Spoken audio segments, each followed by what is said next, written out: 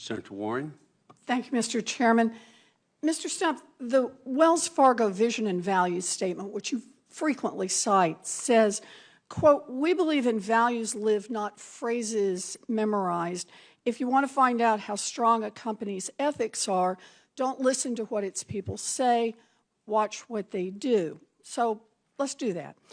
Since this massive years-long scam came to light, you have said repeatedly, quote, "I am accountable."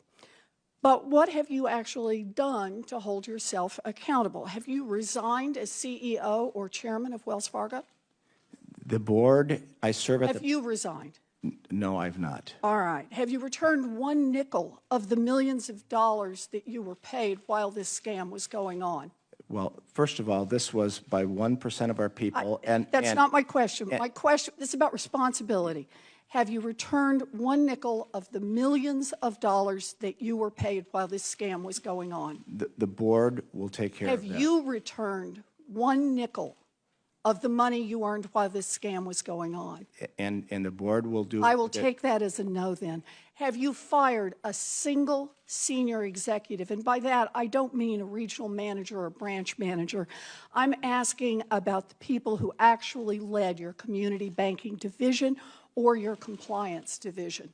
We've made a change in our regional, to lead our regional bank. I just said, I'm not asking about regional managers. I'm not asking about branch managers. I'm asking if you have fired senior management, the people who actually led community banking division, who oversaw this fraud, or the compliance division that was in charge of making sure that the bank complied with the law. Carrie Toll said... Did you fire no. any of those people? No. Okay. So you haven't resigned. You haven't returned a single nickel of your personal earnings. You haven't fired a single senior executive. Instead, evidently, your definition of accountable is to push the blame to your low-level employees who don't have the money for a fancy PR firm to defend themselves. It's gutless leadership. In your time as chairman and CEO, Wells has been famous for cross-selling, which is pushing existing customers to open more accounts. Cross-selling is one of the main reasons that Wells has become the most valuable bank in the world. Wells measures cross-selling by the number of different accounts a customer has with Wells. Other big banks average fewer than 3 accounts per customer, but you set the target at 8 accounts. Every customer of Wells should have 8 accounts with the bank.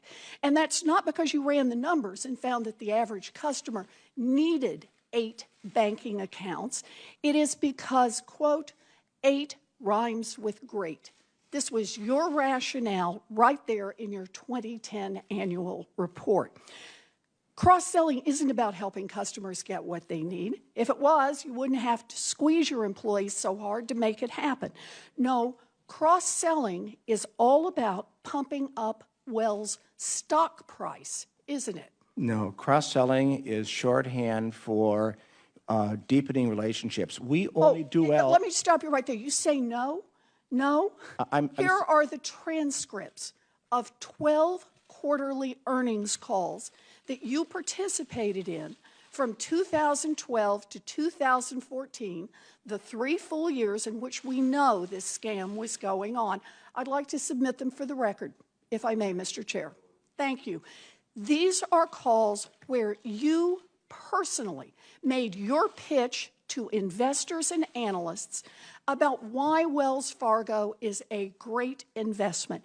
And in all 12 of these calls, you personally cited Wells Fargo's success at cross-selling retail accounts as one of the main reasons to buy more stock in the company. Let me read you a few quotes that you had.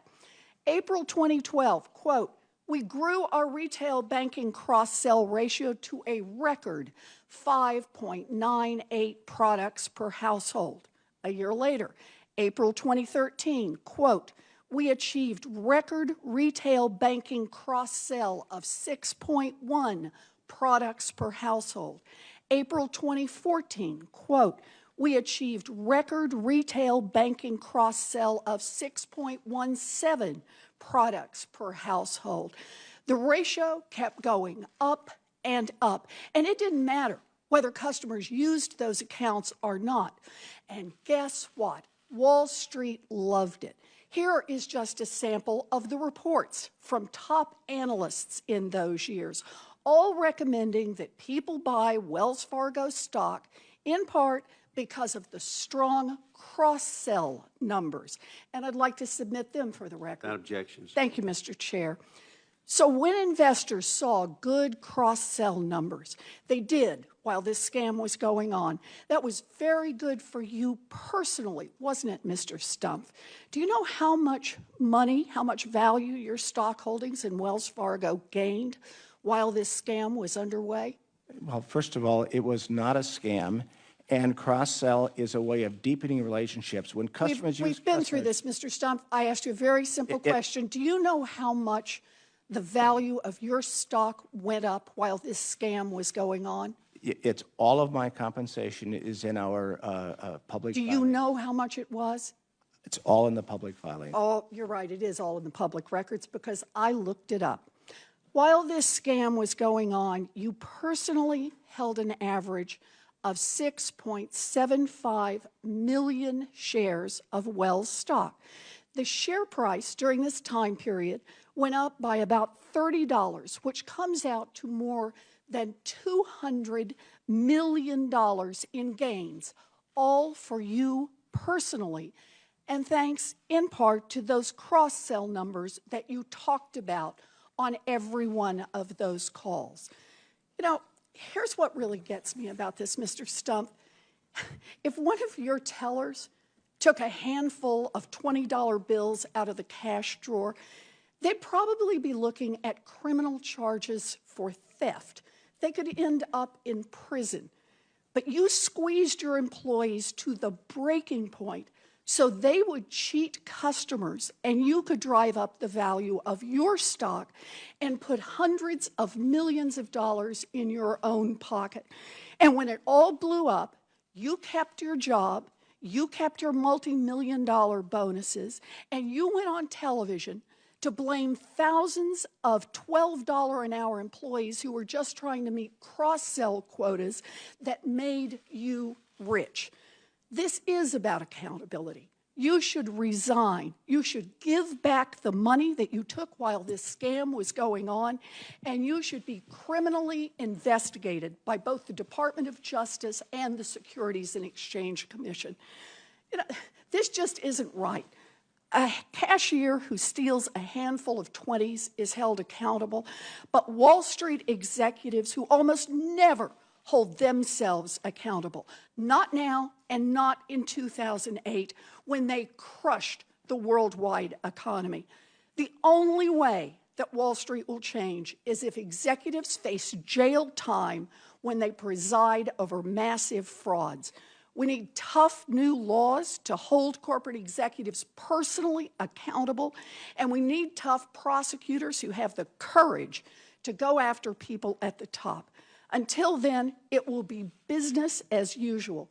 And at giant banks like Wells Fargo, that seems to mean cheating as many customers, investors, and employees as they possibly can. Thank you, Mr. Chair. Senator Vitter.